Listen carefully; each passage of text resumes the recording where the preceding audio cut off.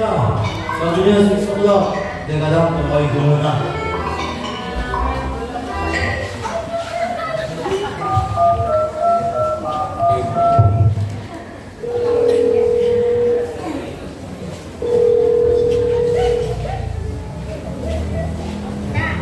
Nasaan na kayo? Be, malapit na ako. O, ikaw naman, Enzo, nasaan ka na? On the way na ako, yan na.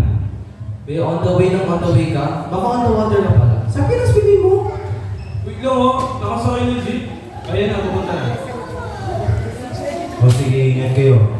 O naman si Jack, nasaan na kaya? Pwede ko na lang eh. Sige, we'll see na lang eh. O, ingat kayo. Bye! Uy, Nix!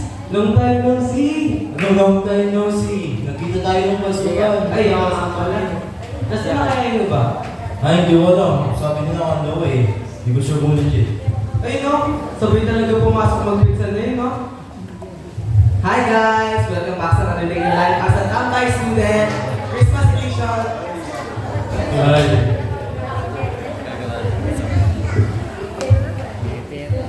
Alam sa trip niya, no? Pao, pasansyahan niyo na. Ru? Ikaw ba yun, te? Yung lang ka naman gabat mo? Gumagawa lang ng YouTube video para sa YouTube channel ko. With 1 million thousand subscribers na. Sige, sige.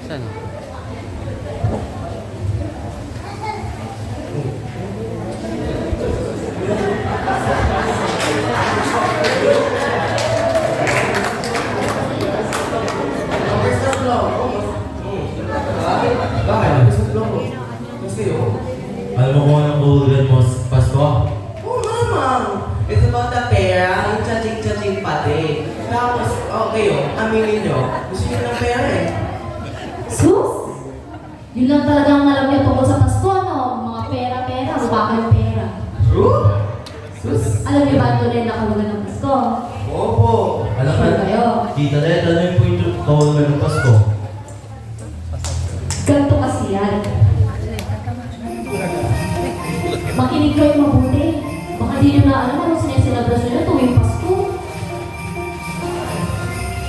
Kumukuti-kutita, kumupusi-pusila, ganyan ang hinda ng mga pumbilya. Kikindat-kindat, kumura-kura, pinaglalaroan ng iyong mga mata.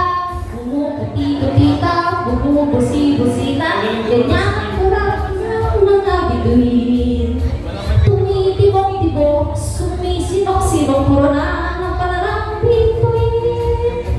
Iba't ibang palamuti, ating sabit sa puno. Buhusan ng mabulang, dagdagan ng mga regalo. Ganun lang.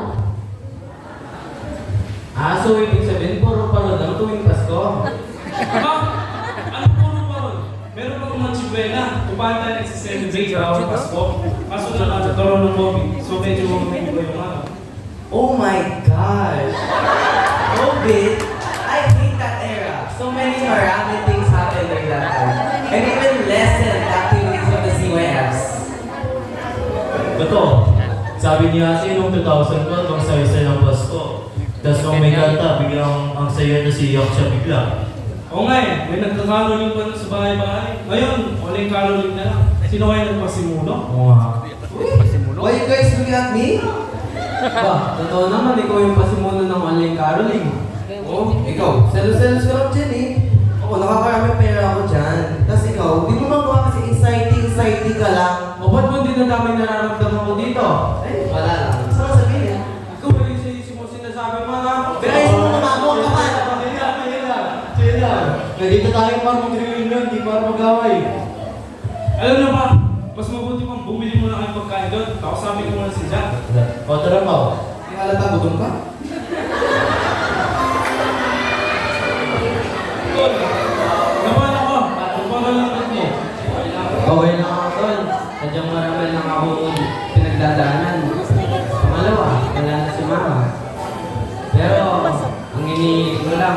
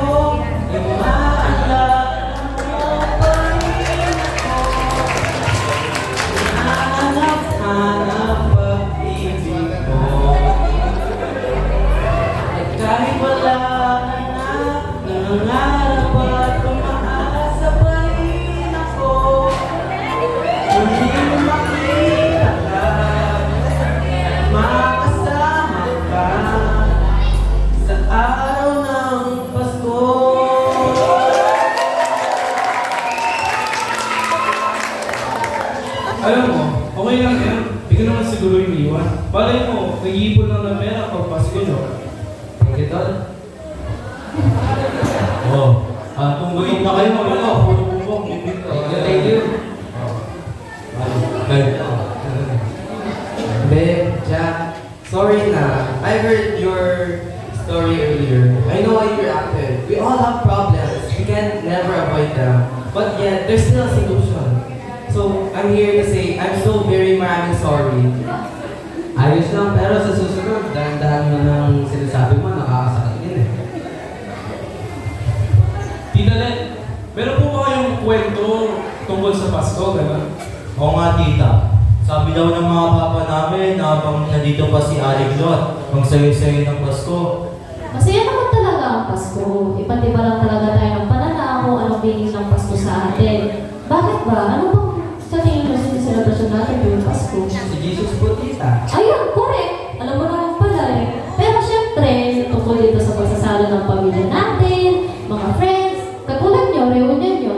Alam niyo yung nasa kanto, doon, pamilyang Muñoz, tuwing 25 ang iingay nila. Pero, masaya sila nagsaselebrate ng pasyon.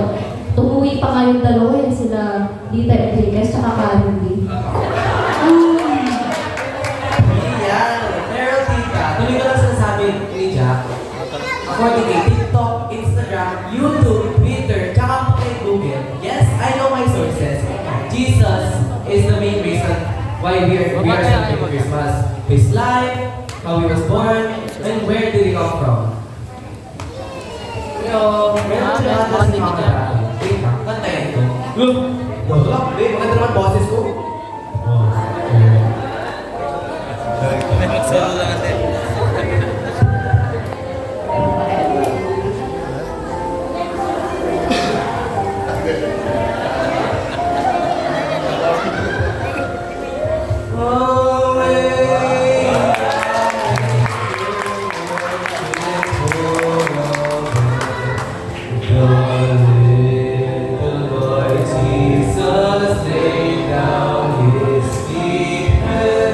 Mag-second verse guys.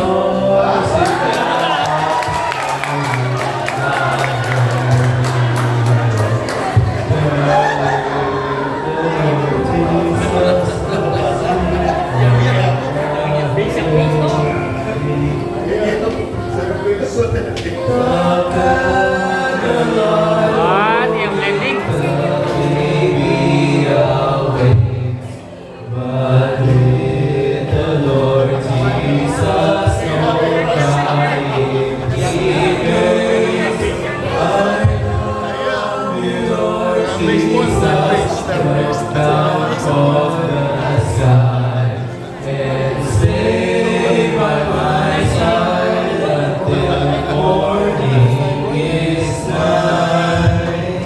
Pwede naman tayo sa mga Nakakasabi ko lang ako kanta.